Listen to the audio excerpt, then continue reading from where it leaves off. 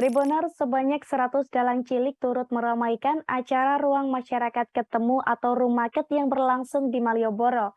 Pasalnya acara bertajuk 1000 Kelir ini merupakan rangkaian dari HUT Kota Yogyakarta Tribuners. Selain untuk merayakan hari ulang tahun Kota Yogyakarta, acara ini juga menjadi sarana pelestarian warisan budaya. Dalam kegiatan ini, ratusan dalang cilik tersebut memakai pakaian adat dan memainkan wayang yang dikemas dalam sebuah flash mob.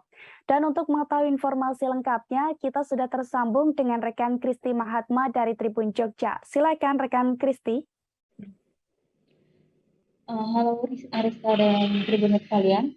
Jadi pada hari Selasa 4 Oktober lalu, Dinas Kebudayaan Kota Yogyakarta atau Pundak Kebudayaan Kota Yogyakarta ini menggelar rumaket atau ruang ketemu masyarakat ketemu. Jadi di situ masyarakat bisa bertemu dan berinteraksi, dan di situ juga bisa menjadi sarana untuk komunikasi dan kolaborasi sesama seniman begitu.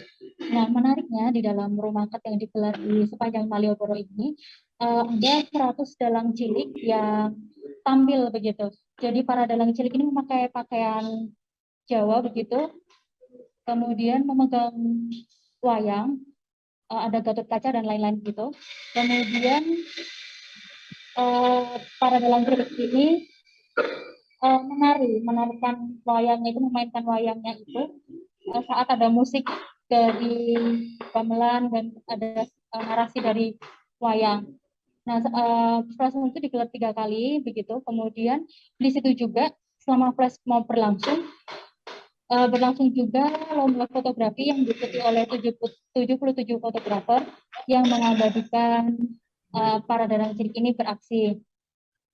Nah, menurut Kepala Dinas Kebudayaan Kota Yogyakarta, Yeti Martanti, kegiatan itu memang sengaja dikemas modern begitu supaya masyarakat, khususnya anak-anak yang berkunjung ke Malioboro ini semakin tertarik dengan kebudayaan dan bisa mendalami seni pedalangan. Begitu, Arista. Baik rekan Kristi Mahatma dari Tribun Jogja, terima kasih dan selamat bertugas kembali. Jangan lupa subscribe, share, komen, dan like ya.